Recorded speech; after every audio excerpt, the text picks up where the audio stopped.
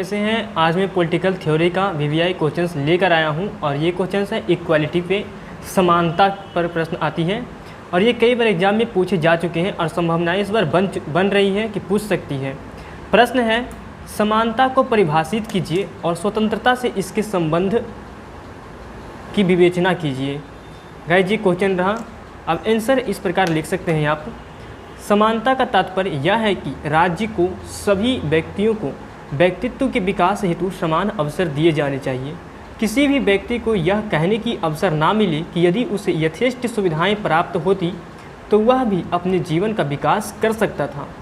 अतः समानता की विधिवत परिभाषा करते हुए कहा जा सकता है कि समानता का तात्पर्य ऐसी परिस्थितियों का अस्तित्व से होता है जिनके कारण व्यक्तियों को व्यक्तित्व के विकास हेतु समान अवसर प्राप्त हो सके और इस प्रकार उस असमानता का अंत हो सके जिसका मूल कारण सामाजिक वैषम्य है। लास्की के अनुसार समानता मूल रूप से समाजीकरण की एक प्रक्रिया है, इसलिए प्रथमतः समानता का आशय विशेषाधिकारों के अभाव से है। द्वितीय रूप में इसका आशय यह है कि सभी व्यक्तियों को विकास हेतु पर्याप्त अवसर प्रदान या प्राप्त होने चाहिए। संक्षेप में समानता के अर्थ में तीन बातें शामिल हैं। पहला, विशेषाधिकारों का अंत, सभी लोगों के व्यक्तित्व के विकास के लिए समान अवसर, न्यूनतम आवश्यकताओं की पूर्ति। गाइज, अब आगे बोल रहा है स्वतंत्रता से इससे संबंधों की विवेचना कीजिए। तब इसका संबंध दिखाएंगे, स्वतंत्रता और समानता के बीच संबंध क्या है। पहले हेडिंग डाल दीजिएगा, स्वतंत्रता और समानता में संबंध। स्वतंत्रता और समानता के पारस्परिक संबंध के विषय में राजनीति शास्त्रियों में पर्याप्त मतभेद हैं। कुछ विद्वान द्वारा स्वतंत्रता और समानता के लोक प्रचलित अर्थों के आधार पर इन्हें परस्पर विरोधी बताया गया है। उनके अनुसार स्वतंत्रता अपनी इच्छा अनुसार कार्य करने की शक्ति का नाम है, जबकि समानता का तात्पर्य प्रत्येक प्रकार से सभी व्यक्तियों को समान समझने से है।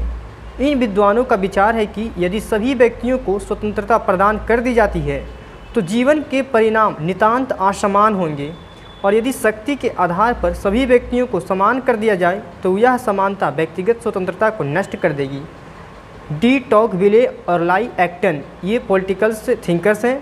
आदि विद्वानों का विचार है कि स्वतंत्रता और समानता परस्पर विरोधी है। वस्तुतः लॉर्ड एक्टन आदि विद्वानों द्वारा स्वतंत्रता और समानता की जिस रूप में कल्पना की गई है, स्वतंत्रता और समानता का वह रूप ना तो समाज में कहीं प्राप्त है और ना ही राजनीति विज्ञान में स्वतंत्रता और समानता को उस रूप में स्वीकार किया गया है।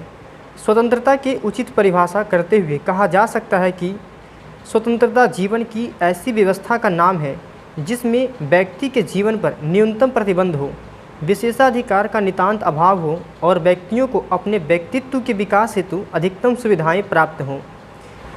इसी प्रकार समानता को सही रूप से परिभाषित करते हुए कहा जा सकता है कि समानता का तात्पर्य ऐसी परिस्थितियों के अस्तित्व से होता है जिसके अंतर्गत सभी व्यक्तियों को व्यक्तित्व के विकास हेतु समान अवसर प्राप्त हो और इस प्रकार उस असमानता का अंत हो सके जिसका मूल सामाजिक वैषम्य हो। स्वतंत्रता और समानता के इन परिभाषाओं के अनुसार स्वतंत्रता और समानता दोनों का उद्देश्य मानवीय व्यक्तियों का उच्चतम विकास है और इस प्रकार स्वतंत्रता व समानता एक दूसरे का सहायक और पूरक है, परस्पर विरोधी नहीं है। इस संबंध में लॉर्ड एक्टन ने लिखा है कि विरोधाभास यह है कि समानता और स्वतंत्रता जो परस्पर विरोधी विचार के रूप में प्रारंभ में होते हैं, विश्लेषण करने पर एक दूसरे के आवश्यक हो जाते हैं।